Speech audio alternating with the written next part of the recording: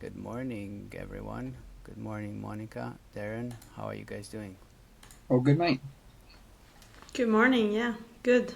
How about you? Doing good. Monica is a content strategist, right, Monica? And recently now also a coach. You focus more on coaching right now at the moment, right? Yeah, that's correct. I started as a complete ghostwriter and now I'm doing more of a copy coaching, editing for my clients. So, yeah, more coaching at the moment. I love it. What? All right. I would like to start this with a bit of your story, if that's okay with you. I know you have a very interesting story. You used to work as a lawyer previously, and I'm sure everyone would love to know what happened. Why did you change? What made you start your own thing, and Yeah, why creating content? yeah, sure. I can make this story last for an hour and a half, but I won't do that today, don't worry.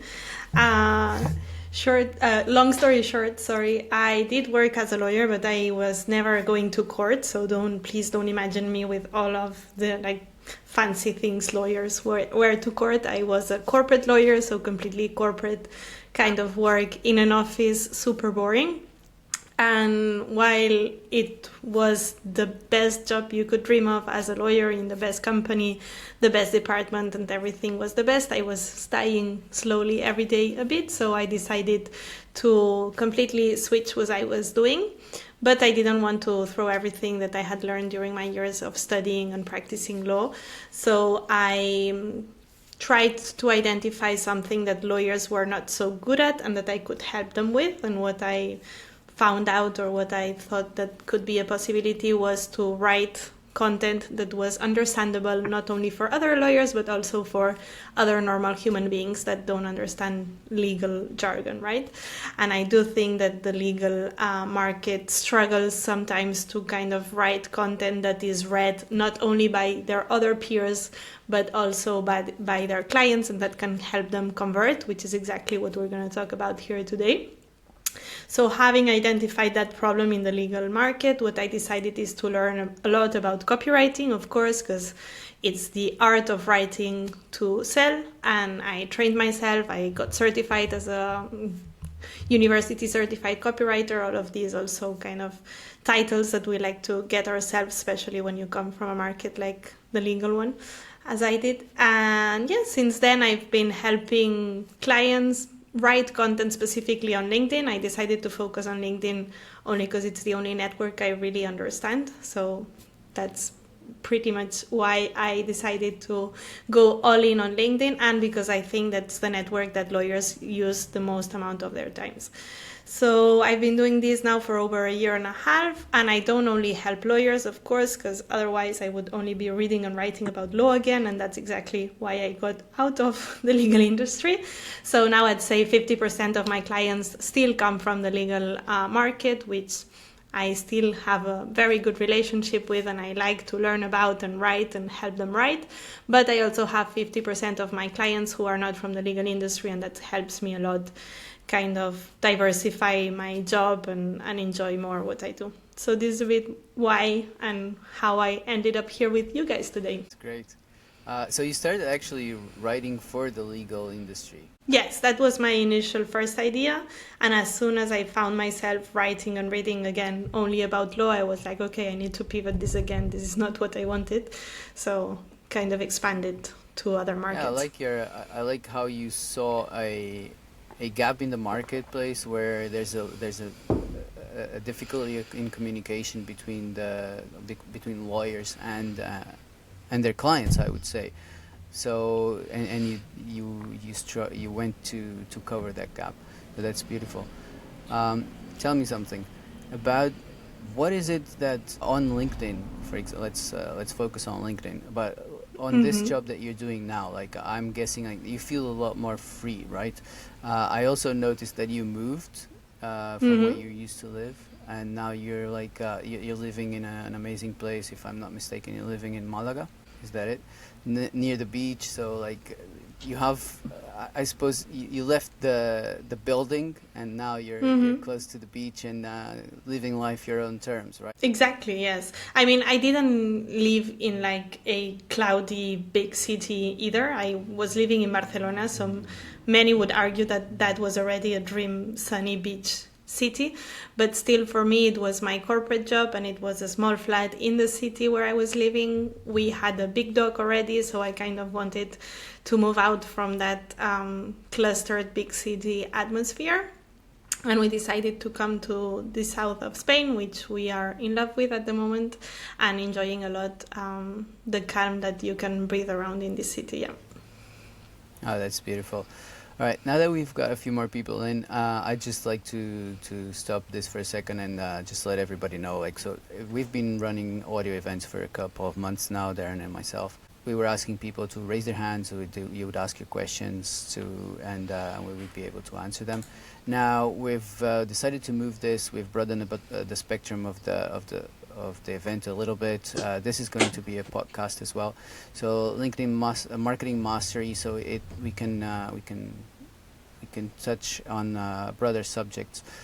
And another thing is, now if you want to ask us any question, if you want to ask Monica anything, if you want to know anything specifically, just type it in the comment section in the chat box, and we'll try to answer it. Now it's a bit different, so bear with us as we adjust as well to the changes. So just feel free to write anything in the comment section, and we'll get to you as soon as possible. All right, so let's move to content. So when you start creating content on LinkedIn, Monica, I'm guessing to the legal industry, did you know what you were looking for? Right, like I'm guessing you were already looking for clients for your clients, right? But like when you came in on LinkedIn, I suppose like you're looking for followers, and you didn't know like follower growth, conversions. Was there a bit of confusion there for you? Because I know it was for me.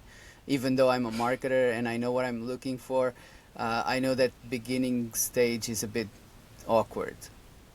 What was your experience there?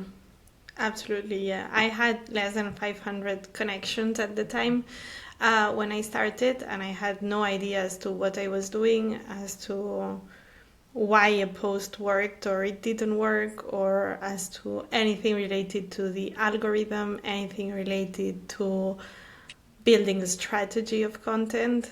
I thought a strategy was simply like, I'm posting on Monday, Wednesdays, and Fridays. That's my strategy. I'm good to go now.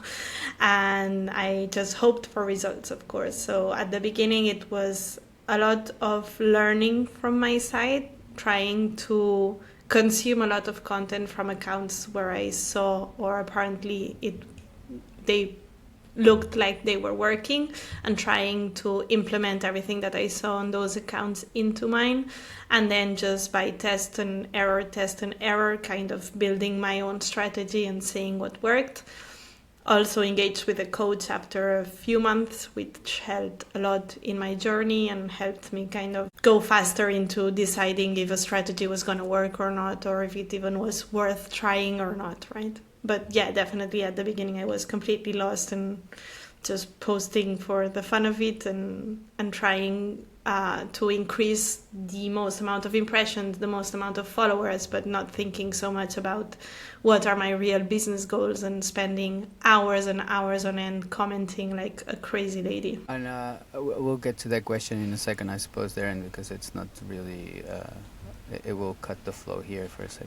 So, all right, so now you start to find out how this works, like you start to, and I know you shared in your post, like you had in the first month of LinkedIn, you booked 3 clients, but then things got complicated. So you attribute this to beginner's luck?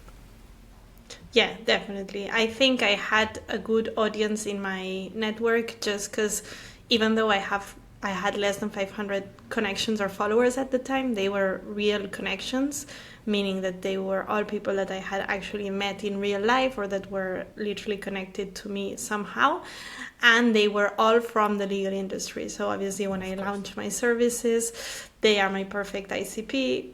in some ways I got lucky at the start, and in 1 month I did close 3 clients. It's also true that they were my first 3 clients, so therefore very, very low budget, very test initiative kind of service. Nothing was validated, testing product, etc. But I did got 3 clients, so I was like, oh, amazing, this is working perfectly. It's easy. I just need to post content and that's it. But as you said, after I spent 6 months with a complete tryout, which proved that, like it doesn't work just putting content out there and waiting. It's not going to bring you clients magically. You need to have the right audience, which I had at the beginning, and I was not even conscious of how lucky I was to have 500 people that were completely qualified for the services that I was offering. Right now I have almost 6K people, but they are not as qualified as those initial 500, so it's kind of different. And that is worth much more than any post you can put out there. Of course. What were you posting back then when you started? I started with only educative content and focusing on copywriting. I had just trained myself a lot on copywriting, so I was just sharing tips as to how to write content that your clients will want to read instead of only your colleagues wanting to read it, right? Directing it again to the legal industry, which that was their main pain, or I think that's still their main pain to this day. So whether you were conscious or not, you were addressing their pain points, at least one of them. Yes, I mean the content was addressing their pain points because I was already trained in the terms of how I have to write content and how lawyers should change their content in order for them to convert better. But I did not have the strategy as to, if I only share educative kind of content, there is no conversion that's going to come my way, because people are going to learn what I teach them and they're going to be like, okay, thanks, I'm going to go and do this now. And no one is going to come and ask for help, or few people is going to come and ask for help. Yeah, of course. On this note, Darren, what were your first type of posts? What did you start posting? When we started growing with Arsam initially, it was a lot of like before and after stuff, like banners, like profile design, stuff like that. We did a lot of like the best banners on LinkedIn. We ended up tagging a lot of creators, the big creators, and that worked quite well for some time. But more so back in now, 2022, 2023, that was good. Yeah, it worked really well, and we were using like carousels and stuff like that. But after about a year and a half, it started to die down quite a lot.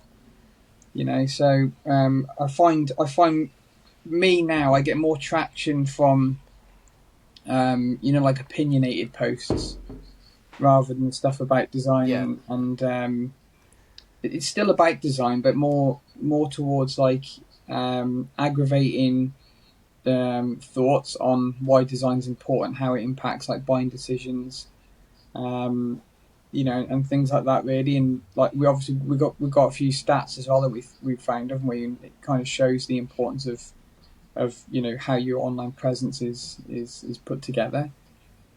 Those posts seem to be doing really well now, and they get me a lot more traction and a lot more leads as well, because you're aggravating that decision rather than just telling them how to do X, Y, Z. Yeah, obviously each audience will be addressed differently, and Monica will probably share with us the complete content strategy. But you started straight away with Arsam? You never started posting yourself? So I did. I didn't really know what to do with content when I first came out of recruitment. I just started putting posts together with like banners that I designed and stuff like that. That kind of worked as well, because you could show like the end result of what people are likely to get when they work with you. So it's kind of like social proof all the time. I find that those posts still do well now. If we do like before and afters, or the latest design that we've done for profiles or whatever, they tend to do quite well. Yeah. I know for me, I started posting just random marketing stuff, and I just wanted to help, honestly. And I had, as I shared recently, I had posted in plenty of platforms, so I knew there had to be a strategy. I actually even went through Justin Welsh's course, so I was even on top of my marketing knowledge, I studied specifically LinkedIn, so I even certified myself as a LinkedIn marketing expert as well.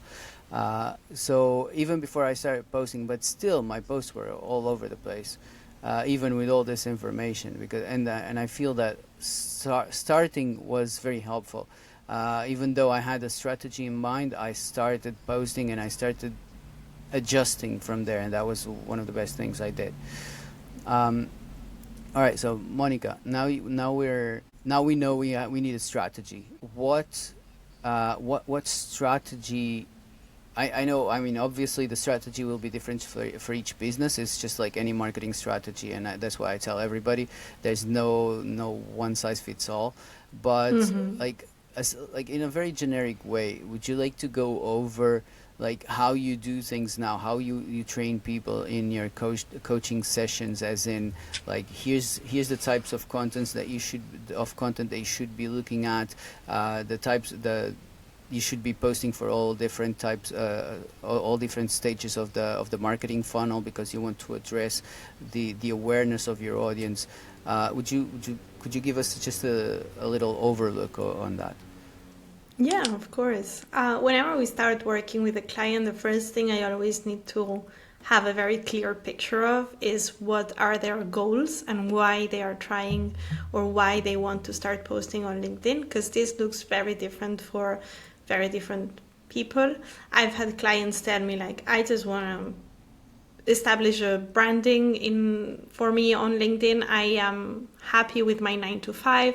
I don't need to bring clients to my 9 to 5. I just want to have a brand online. Great. That's a complete different story as to when a client comes and has their own business and they're like, I need to get clients. I need to be closing 3 deals per month. My deals are generated on this way, etc. And this is the first thing that's gonna establish all of the foundations as to what we're gonna build on top of that.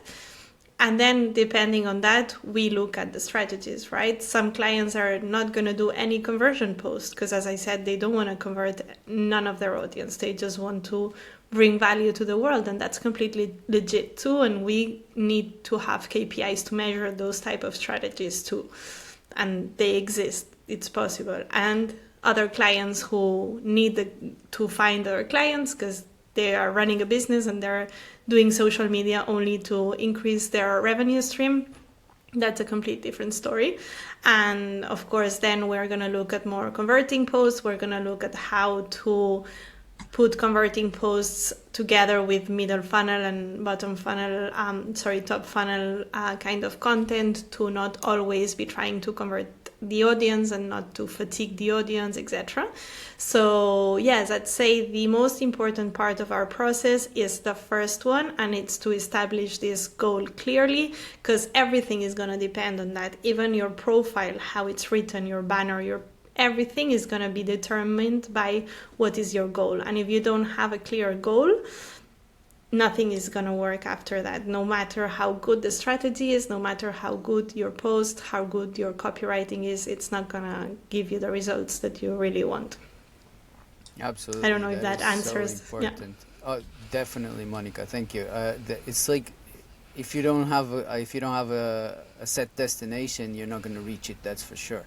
You'll get somewhere. You're just not going to get where you want to go. So that's the most important thing.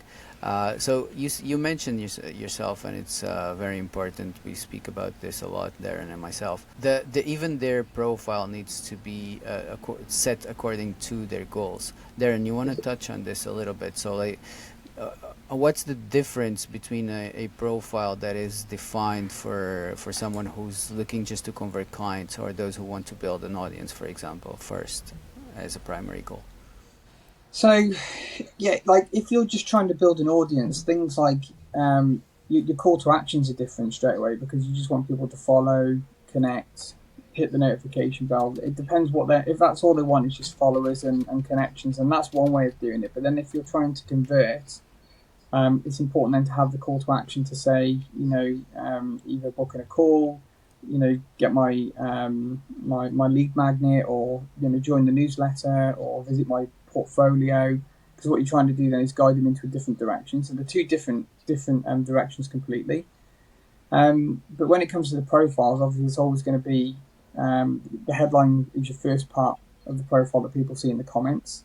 So, we spoke about it recently is the importance of commenting now. And that drives a lot of traffic to the profile. But obviously, part of your headline is visible in comments, and that's going to take you to the banner. The banner is your headline to grab the attention, and that is down to the banner then to push the reader to the next part. So, what do you want them to do next? So, whether that is read the about section for more info, or go to my featured section, and we typically point people to the featured section to get them off the platform straight away. So that's just a quick overview, really, of how we sort of structure a profile. Yeah. So if we're looking for conversions, I suppose we would focus that all of that in the direction of a call, of booking a call, or even subscribing to an email list or something like this. I would say, right? If you're looking to grow an audience, maybe you'll have a newsletter there, if or even your other accounts, if that's your main focus. No, I would say. Well, something Monica mentioned it earlier when she was working in legal side is, trying to write in a way that people understand. And that's important with the profile as well, because we always say to people, like, if we do a design pack, which is just the banner, the photo, and the featured section, we ask the client to provide copy for the banner. If it's a full profile, we provide the copy as well. But what we tend to find with clients who provide copy is they try to use terminology and slang that's industry slang, and they don't realize that they're speaking to a client, not a colleague. So it's really important that the profile is very clear and not trying to get clever with words. And we find that a hell of a lot. Like you do as well, Fran. We've talked about it before, people trying to get too clever with wording, and then what they do is end up confusing the reader. Especially like industries, like we work with clients that do like cybersecurity. And we've had like 4 or 5 clients who do cybersecurity, and they want to use terminology from cybersecurity, but it's like your client doesn't get it. They don't understand what you're talking about. They know that they need protection for their business or the website or whatever, but they don't need to know the ins and outs of like all the different terms that you're going to use within that. Can you do the job? Yes. Okay. How do we do it? Yeah, I'm guessing that's part of the problem that Monica found in the legal industry. Do you have any like anecdotes of like how some of your audience or prospects were actually publishing content before? I mean, I can look at my own content when I was a lawyer, and you can see, because like when I worked at law firms, they would ask us to write articles for their blog, and then we would share them on LinkedIn, and you can go through those articles, and they're technical articles. They're articles that are meant to be read only by colleagues and only to kind of boost your ego in the legal industry and position yourself in that market. Which, as I said, if that's your goal, that's fine. It can be your goal, just you need to then be very clear that you're not going to be bringing in any client by using that type of content, right? And that's, I think, the big misunderstanding with the industry, that they think that by putting very knowledgeable articles out there, they are going to be the well-known person on that industry, and people are going to come to them only because of that. And I think that's possible, but that's a very long-term game. If you want clients to come to you short-term, you need to get them to understand what you're saying, and that passes by simplifying your text. And the problem is also sometimes when you're simplifying, you're scared in an industry like the legal one to sound like stupid or too simple to your colleagues. So then you're scared of how this can damage your image in the industry. So it's a very delicate game to play that you need to be very smart about it. Yeah, in that case, you even have that extra part that like you don't want to be seen as you don't know what you're talking about. I've been there actually with marketing. I used to talk about everything marketing in the most complex way. So now you need a sales funnel, sales page, this, that. But and then I realized that's why I started posting on LinkedIn. And then I realized, like, by reading the comments, that one of the things I love the most about LinkedIn is that you have instant feedback. And I was reading the comments and I was like, that's not what I'm talking about. They're not getting what I'm saying. And that's where I started realizing, these people are not trained the same way I am. So how are they going to get what I'm saying? So yeah, I need to understand, and that's a skill. Understanding so well what you do that you are able to decompose it down to without the terms that you use it in your day-to-day basis. Yeah, It's not absolutely. an And I easy think one to do. yeah, sorry, friend. No, I think you did that perfectly on a post. You did one of the videos with your kid where you were asking her to explain to you a concept about a video game that she knows perfectly, but in a very easy way, and she just couldn't manage to use the language that someone that knows nothing about that video game, or I don't remember exactly the details, Minecraft. could. Yeah, exactly. And it was the perfect definition as to what happens to all of us, right? We become knowledgeable about one industry, and then it's really hard to go back to speaking about it in the way that people that know nothing about it do. Yeah, I call it the curse of knowledge. Yeah, that's very important. All right, so let's get this question from Dan. I find it to be interesting. It's something I wanted to ask you actually. So, if you were to start over right now, how would you? What would you do to start creating content in a way that it would save you some time? It would save you those 6 months of no clients. What would you do differently? I like these questions, but I always kind of like to answer them as a devil advocate and say I do nothing differently, because without those 6 months I wouldn't have learned everything that I now know and allows me to teach other people to do it faster. Of course, I could say if I had taken a coach first thing, I would have speed up my process 100%. But at that time, I had no idea of the type of coach I actually needed. I ended up taking a coach after those 6 months, and why that coach helped me so much is because I selected him within the knowledge I already had. You know, I knew exactly what was missing for me to move forward. So, I mean, if I was starting from zero, I would try and get a coach sooner, maybe. That's the only thing. But I think it's maybe dangerous to get a coach too soon, too, because of what I just said, right? Because you don't really know exactly what you need help. I completely agree with you. You need to have some knowledge, at least to have the awareness of who knows what, at least that. When I came on LinkedIn, the first thing I did, I did the LinkedIn official certification, because I had already started most of the marketing certifications from LinkedIn, and I just did I don't even know what it's called. Some people have it even in their profile. It's LinkedIn marketing expert or something like this. It didn't help you much. It didn't help me much. So I found this guy, Justin Welsh, who I didn't know about at the time. And everybody knows Justin Welsh. But obviously a guy with 500,000 followers must know what he's talking about. So I went and I bought his course. And that's how I found my awareness. But still, I am not in a place where, but when I start, I'm not in a place where I know, even though with all my marketing knowledge, when I know what to do exactly on LinkedIn. Because LinkedIn, it's its own beast, like every other platform. And if you don't understand exactly what the platform is and what the platform values, you can't really be doing it yourself.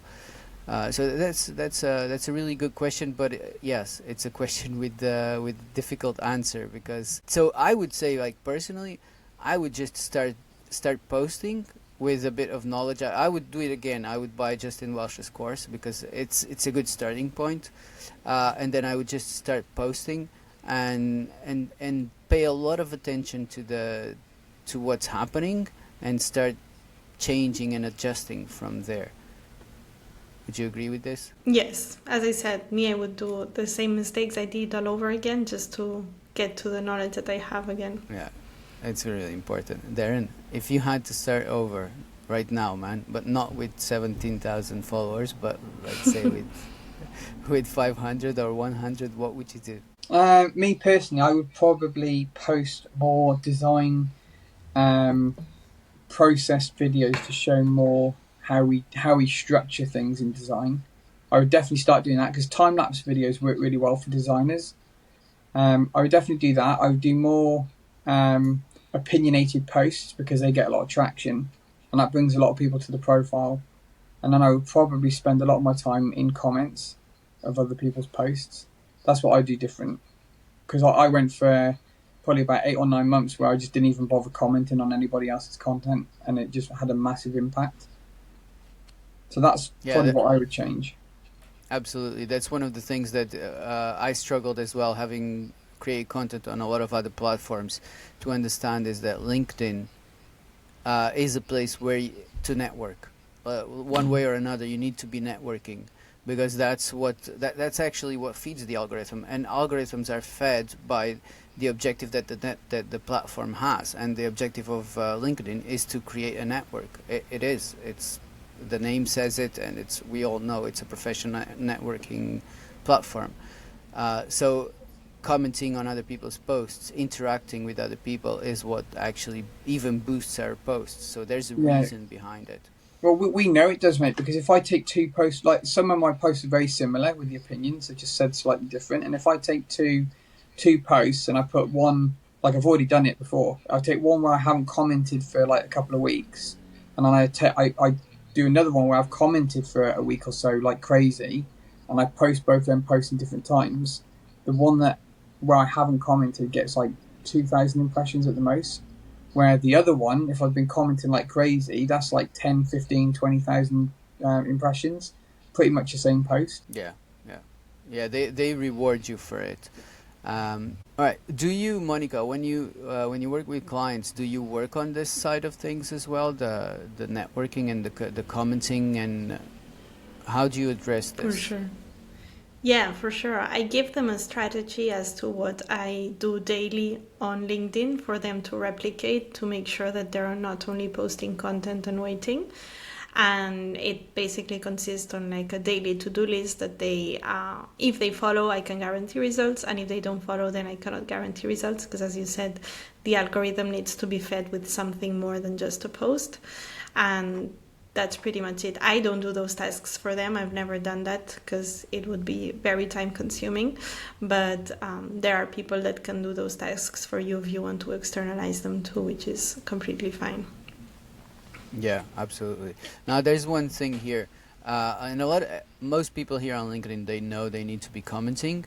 There's one thing I feel that, like, I would say 90% of people aren't doing, is yes, commenting, but you commenting on random people is not gonna convert into clients, because you want the attention of the right people. So do you have a process of how to find your ideal client and start interacting with them, or do you interact with other people apart from your ideal client, and why? I mean, how I see commenting is a hack to grow the account, but not so much to convert.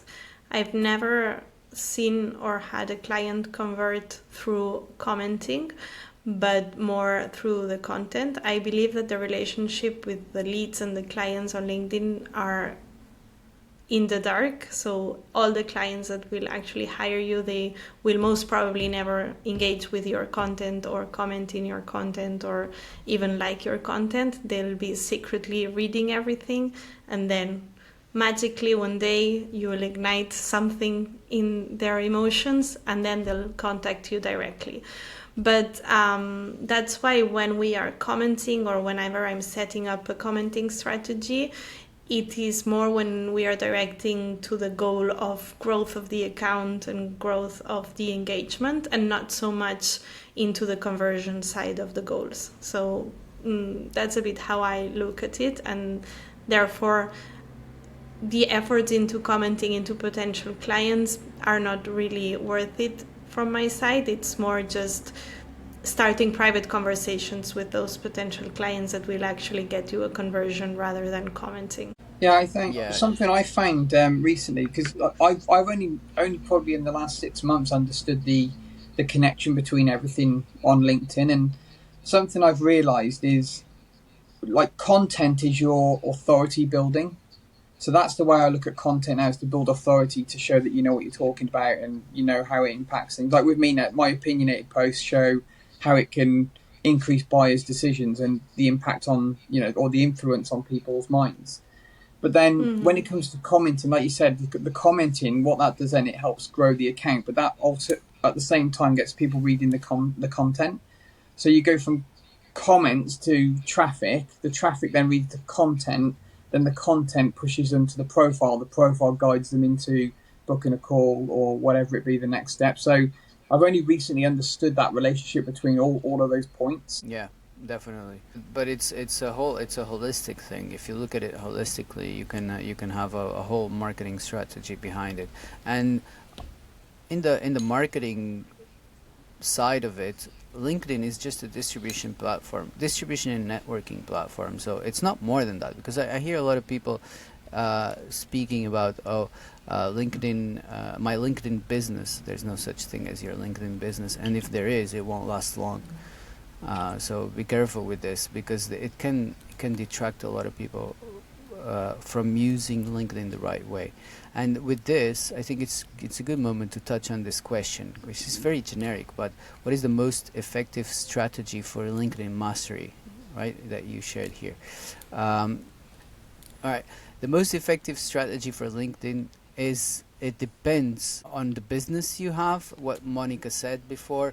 What are your business goals? What are you looking to get? Are you looking for clients? And yeah, most people are looking for clients here on LinkedIn, but most of the times that's not the goal for the platform. You want to distribute your content. You want to reach people. You want to create an audience, and a lot of businesses are just trying to do that. So, and actually, I feel that between the three of us, we have distinct enough strategies to show how this works. Because, like, for example, Darren right now, and I know, do you want to tell us a little bit about your current strategy, Darren? What's up for commenting? Yeah, your entire strategy, how your clients are getting to you right now. Yeah, so with LinkedIn. There's a couple of ways. So obviously we've got the if I need to fill up my pipeline now, I just go crazy on comments. And what I tend to do is I go to the search feature. I'll type in my ideal client, or if you haven't got an ideal client, you just want a mass publicity as much as you can. Just click. Don't type anything in search. Click search or enter. And then from there, then you want to click on posts, and then from posts you want to then filter it. So I think it's sort by latest. And what that'll do then, it'll filter all the most recent posts, and then just save that as a bookmark bar. And then when you come onto like the internet, then just click the bookmark bar, and it'll automatically populate the most recent posts, either by random people or by ideal clients. And then from that point, then you're able to get into the comments and be like the first person in the comments, because they've literally just been posted. So you can spend like 10, 15 minutes getting 4, 5, 6 comments in there, and you're the first there. And I know, like for me, when we were targeting coaches, I know that coaches follow coaches, so the chances are they're going to see their content. So my headline always addressed coaches within the first couple of words. It was like, we built high performance profiles for coaches. So I could get into all these comments, knowing that other coaches would see that. They would come to my profile, and that would cause a massive flood of work. And I remember about 5 or 6 weeks ago, we got so much work from that, we couldn't manage it. Like I couldn't get it into the pipeline. I just lost control because it came in too fast. But those clients also did say that they saw my comment on whoever's post. They came to my profile, looked at the content, really liked what we do, read my profile, then they got in touch. They ended up booking a call straight away. And by that point, they were already pretty much closed at that point as a deal, because they were already interested in what we were doing.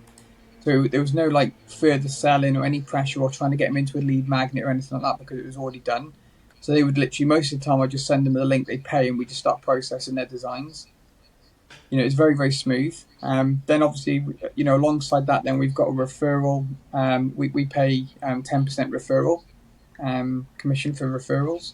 So that's another strategy we get. And another one as well is partnering up with people who deal with a lot of clients. So like Ethan Golding, we've had a lot of work from him. Mainly because he has ongoing clients that need support with design, with profiles and stuff like that. So he sends us a lot of work as well. So there's a few different approaches there, but all in all, I think the biggest driver is definitely the commenting. So Darren's strategy as a designer right now is reaching out to his ideal client through their comment section, commenting as much as he can to gain visibility on these people's feed, so they will visit his perfectly optimized profile, and from there they will end up on a call with him. It's not even on a call. You don't even do sales calls most of the times, do you? I just send them the link and just say, right, pay there, we'll start the process. It gets into DMs and that's it. So this is Darren's strategy. And Monica, would you like to describe your strategy? And I'm trying to just show how distinct each strategy can be on LinkedIn and how they can all work. It depends on your goals, your business, and how you approach things. Would you like to describe yours, please? Yeah, sure. So at the moment, actually, I just switched it this month. So it's changed from what it was before, where I was trying to get people on calls. Now I'm just trying to get people to download my new lead magnet. That's the 6-course LinkedIn menu. And from there, I will try to convert them directly into a client through different emailing sequences that I'm building, right?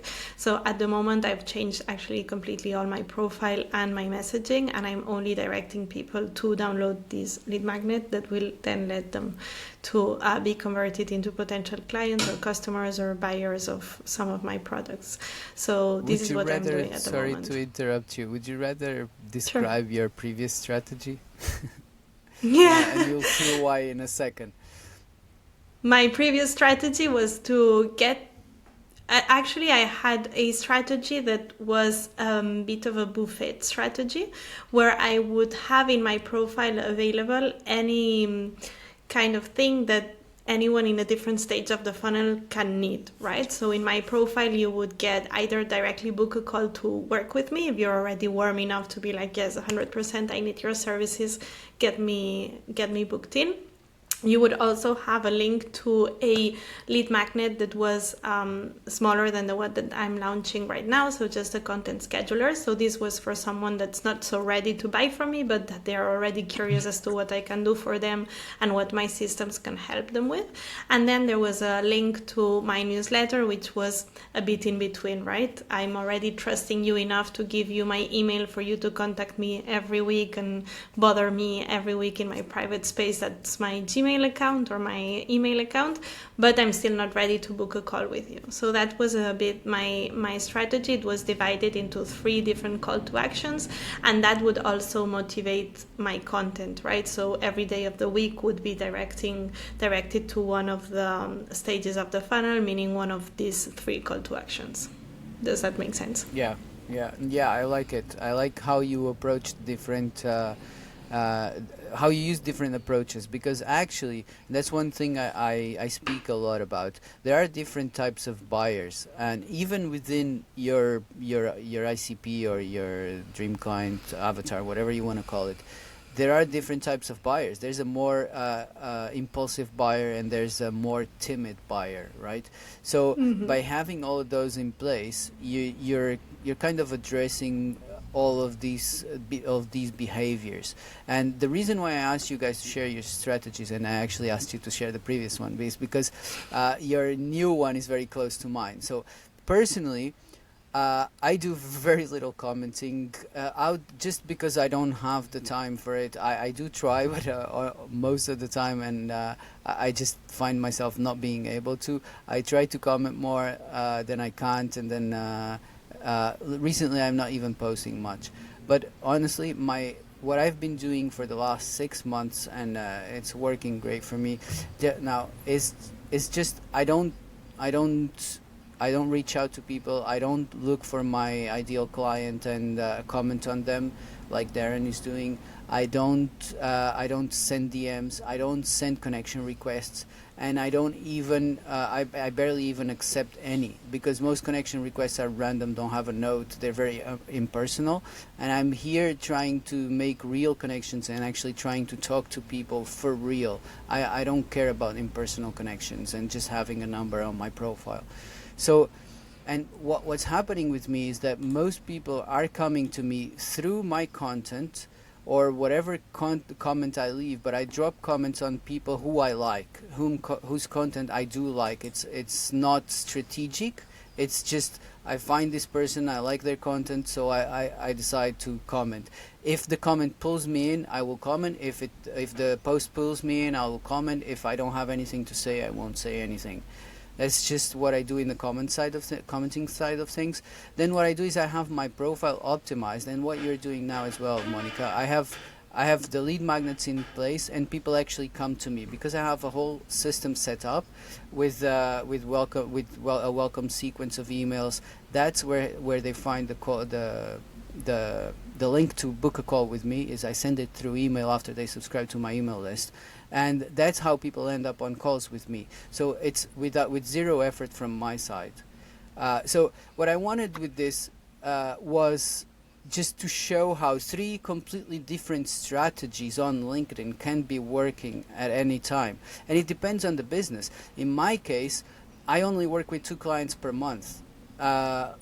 So I don't need a lot of clients. I don't need to reach a lot of people. Darren needs more clients. I suppose you need more as well because you're working as a coach, and I know you had some programs with a lot of people, right? Some group coaching programs, do you? Yeah. So I'm guessing, so the strategy needs to adjust to this, and it's what you were saying in the beginning.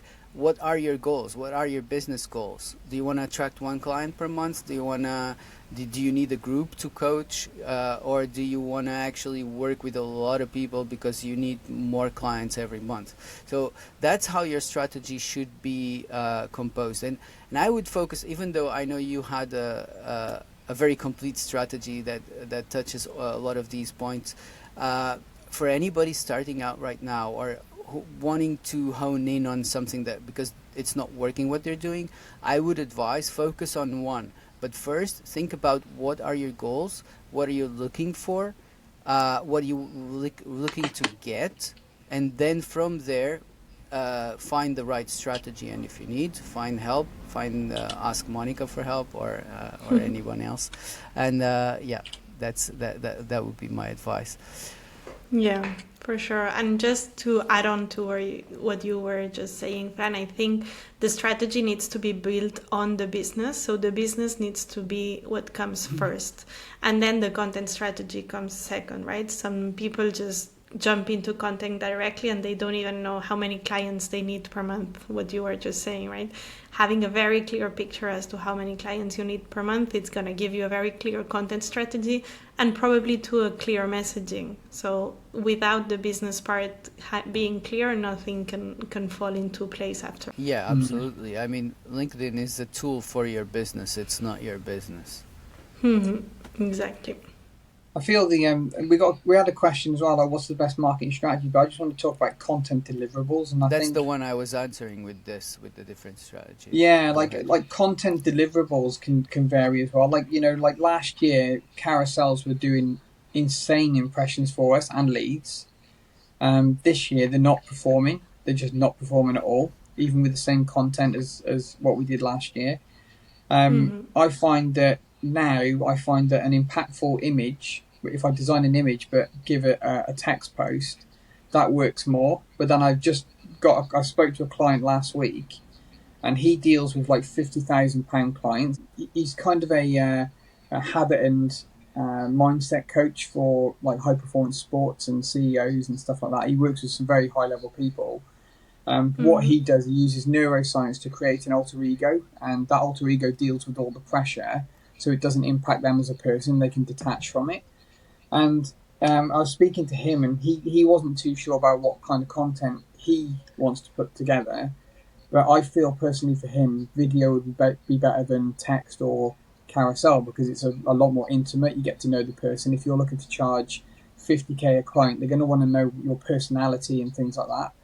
Where for me now, design, images, text works. For some other people, you've got carousels are still working really well. So it all depends on the business that you're doing and the clients that you're trying to target. And I feel as well at the same time, if you're trying to target busy CEOs, they're not going to sit there through a 15-page carousel or a 600-word text post. So you've got to bear that in mind as well. How busy are they? Are you going to get their attention? Are they even on LinkedIn active? Can you get in their DMs? So that matters as well. So it's all dependent on the client that you're trying to target. Yeah, absolutely. So the content format, and a lot of and people usually focus on the, and they're very stuck on the idea that this type of content performs better than this one. Well, it performs better in general across all LinkedIn posts there are. Like, but it doesn't make sense to focus on that when you have your own business goals, your own personality behind it. For example, I mean, I've had good carousels. I didn't post many carousels because it's just a struggle for me. I don't like carousels. It's a waste of time. I will waste like between 1 and 2 hours of my life just trying to put a carousel together where I can say the exact same thing in a text post.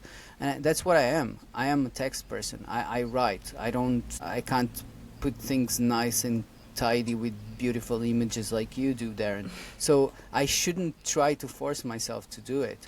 Well, I like video. I'm good on video. I've done a lot of video, and yes, I started afraid as hell, but now I like it. Inga says carousels work for her. Of course they do, because you guys are amazing at design. Both you and Darren. But for me, it doesn't. I know Monica does some carousels as well, but very on the basic side of it. I like your book of the month thing. Thank you. Do you want to talk a little bit about that one? What prompted it? Yeah. And why did you do it? I mean, first, in terms of the formats that Darren was touching base on, I wish I can record this and put this as a recording to all my clients, because it's a question I get every time, like, which formats do we need to use? Like, it depends in so many things, and you should not be forcing yourself as to doing one format just because it's what's trendy or what's the algorithm is eating at the moment, but rather do it whenever you think it's sustainable to be done in the long term, and don't go all in just because the algorithm tells you.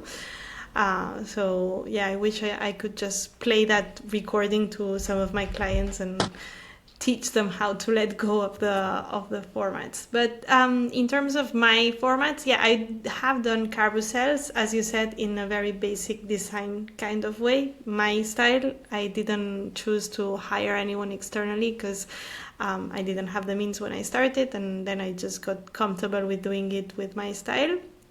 And they do work good. What I found works best for me with carousels is whenever I do a series of them, like the book of the month you were mentioning. Last year I did the Unlocking the Copywriting Secrets every 2 weeks, and that kind of keeps me doing it consistently and makes me do one every month. I know that there is at least one carousel going out. Last year it was one every 2 weeks. I knew that there was that one going out, and I don't have to think also about the formatting when I'm writing or when I'm planning my content in advance. And in terms of why I started the book of the month, is basically because one of my goals last year was to read one book per month. So I was like, what better way to hold myself accountable than to start this series? And now we are 19 months, I think, into it, and I'm still reading one book per month. So, yeah. Nice. No, it's really good. I find that like there are even apps nowadays that do that summarize books for you. So that's a really good initiative, and it's validated.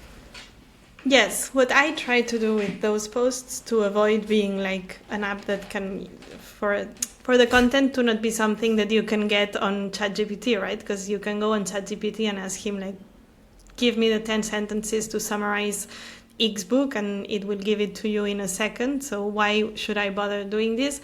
How I try to approach that content is to give some of my opinion into it, or how I will apply that learning into my business so that my audience also can apply that into their business.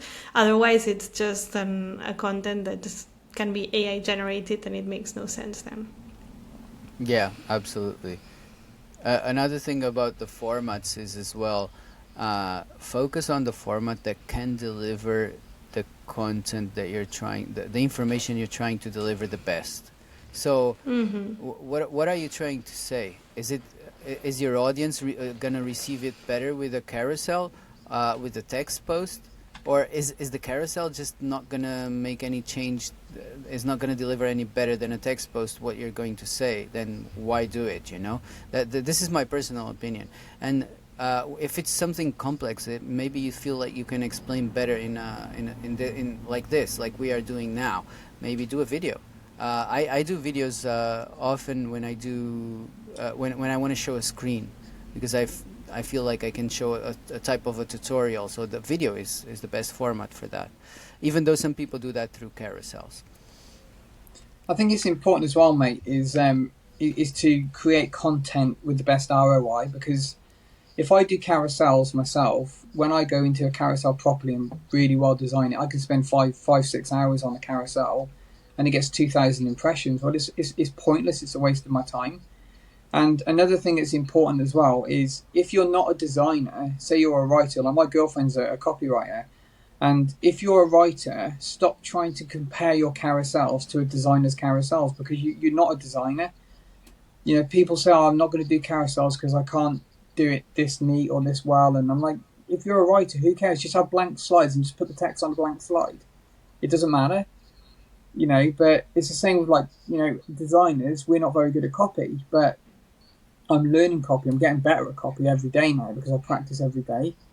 But at the same time, I can't go and write, you know, a full essay or a full website or anything like that for sales copy, because I'm not very good at copy. So I'm not going to compare myself to somebody like that. So it's just important to make sure you're not comparing all the time. Yeah, to summarize the formats is like, how is your audience going to consume it and receive the information better? What suits you best? And Monica said, for example, like, and I'm going to take advantage that we have Inga here. Monica said, I did it myself. My carousels are very simple, and I didn't hire anybody. I did, and my carousels are still very simple. Why? Because I hired a very good branding strategist who understands that my personality is low visuals. So that's why my visuals are very simple and very basic, because that's who I am. That's the type of content I deliver. So thanks, Inga. All right, that's pretty cool. I think I'm really happy with what we got here. Do you wanna add anything like that you feel could be useful to people who are not getting enough conversions right now from their content? What do you think? I mean, this is obviously very difficult to address because the problems can be many, but like generally, as you know, you have clients all the time, Monica. Like, what do you feel like it's the most pressing issue that most people have, that why their content is not converting, and if you could advise on that? If I had to choose only one thing, I'd say people are sometimes scared of putting their services out there. And the most converting posts that I've ever used are the ones that are the most clear about the offer. So the ones that are really like, I'm looking for these persons to help them with this and accomplish that. If it's going to do something, it's going to help you convert. It's not going to help you in anything else. And these kind of posts can be very scary because they can also bring like nothing, but they can bring opportunities. So the chances of bringing opportunities should be enough for you to at least test them. And I'm not meaning just a very short post like the one that you'd write with what I just said. You can make it longer, you can describe better the services, but the posts that are really, really just service based and here's what we do, here's how we do it, hire us if you want, those are the ones that are for sure going to help you into converting, and doing them at least once per week or once every 2 weeks will ensure that all the work that you're doing to nurture your audience through educative kind of content and other type of content is also being rewarded with these leads, right? And getting over this fear of putting yourself out. Yeah. The funny thing is that these type of posts that you're mentioning, they're also the ones that perform the worst when it comes to vanity metrics, right? So we get scared and we think they're not working. But if you actually start putting conversions into the equation, you will see they do convert. They perform the worst. There's not a lot of yeah, I like it, commenting, and because there's not a lot to say. You're talking about your services. What are people going to say about it? You know, oh yeah, your services sound good. There's not a lot to say about it, but you are actually the person who's not commenting is probably going to send you a DM or take the next step to work with you. So with this, I'd like to encourage people to do that every once in a while, to do those posts, and maybe what you said, once a week. That's really good. I love it, Monica. Thank you. Darren, Sure. do you want to add anything on this? No, I'm good with that, mate. All good. Yeah. So you do that as well. I know, Darren. You do use this bottom of the funnel posts that like focus on this is what I do. If you want to do it with me, just go ahead and let's talk. Yeah, it does work. I find the more like recently we had a flood of design packs, so banners and featured sections, and because I was posting them every day, we were just getting more and more and more inquiries. And in the copy, I was saying, if you want us to do your profile, just drop me a DM. You know, this is the price, this is the link. Just click the link, book the call. We're ready to go. Like, you know, I try to at that point try to eliminate any resistance. So just put the link there. They can click on that. They don't even have to drop me a DM. They just pay for it through Calendly, and within an hour they've got the form. They fill in the form. Most of the time they don't even need the call because they've completed the form. And at that point, then we just process it and deliver it without even speaking in DMs. It's just a completely smooth process. Yeah, that's really good. Another one that works really well, and I think a lot of people already realize that, but there's still a lot that didn't. It's the showing off the results of your work. So like obviously client testimonials, but it's mostly just explaining, like most people, we know what we do. But but people following us don't know exactly what we do. They only know what we share. So we have to tell them. Because otherwise they won't find out. All right, this is what I do. This is how I did it for this person. And if you want me to do it for you, just let me know. It's as basic as this. Right, Monica? It's hard to. It depends on what your service is as well. Because for designers, it's easy to put a portfolio together and people know what they're going to get.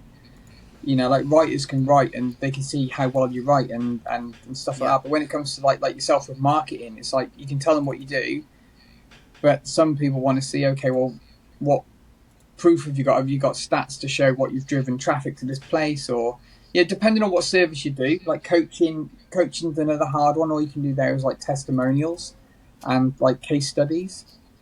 You know, so like content can vary so much depending on what you're providing as a service. Yeah, I agree.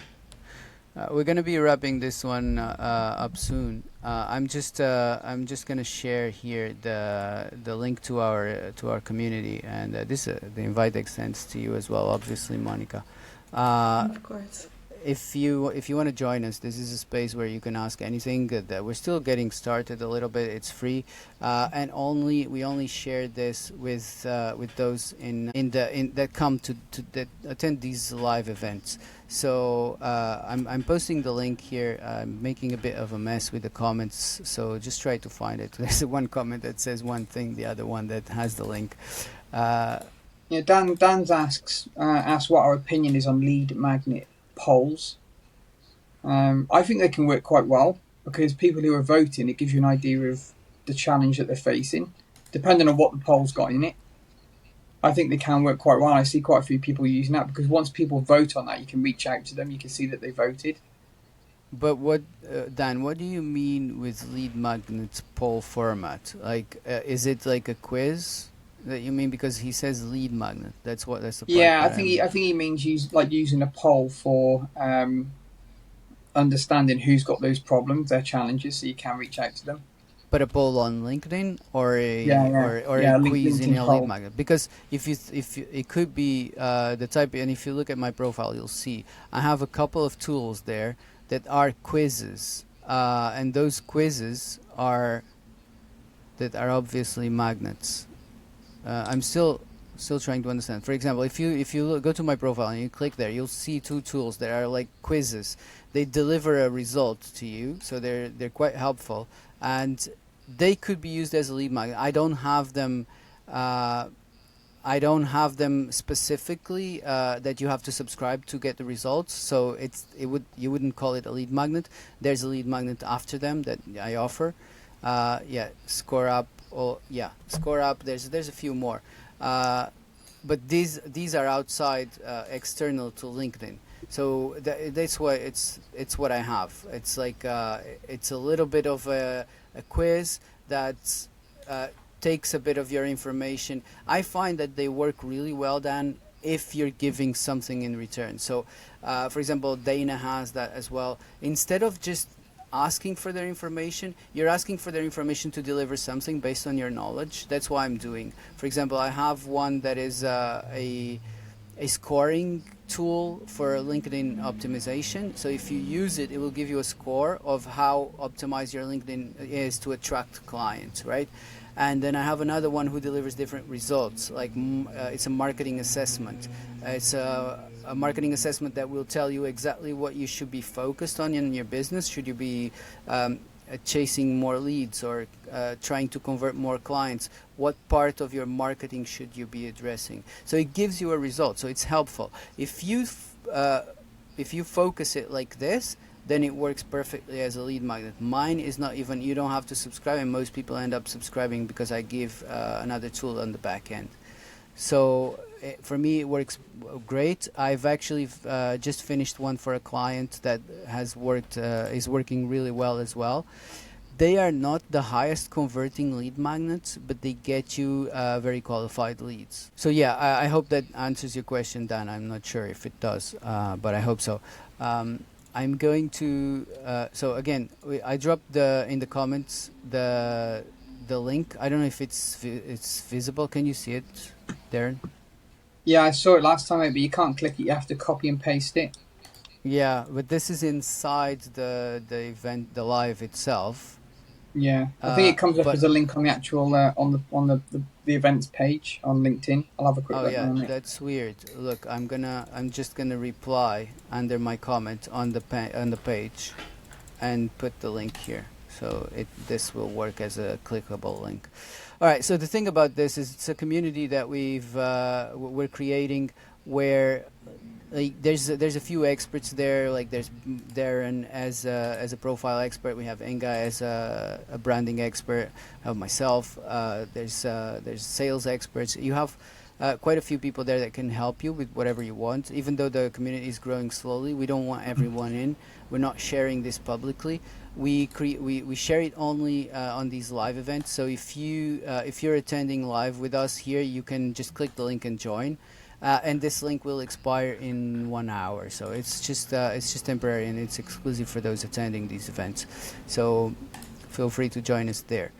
Yeah, and I think with this we'll wrap it up. I'm really happy with this with this conversation. I feel that there's a lot to unpack here. We'll have the recording up on YouTube and Spotify for those who want to see it. I know that one thing I want to mention first, Monica has a podcast as well. Do you want to say a few words about your podcast, Monica? Sure. I launched my podcast around March, I think, April. And in the podcast, I have very informal conversations with business owners, and I like to learn about how they build their business, and then a bit what role has content played in them building their business. I've had people on the podcast tell me they haven't shared one piece of content in their life and they still build amazing businesses. So this is not only for people who are content obsessed, but just for people who like to learn about business.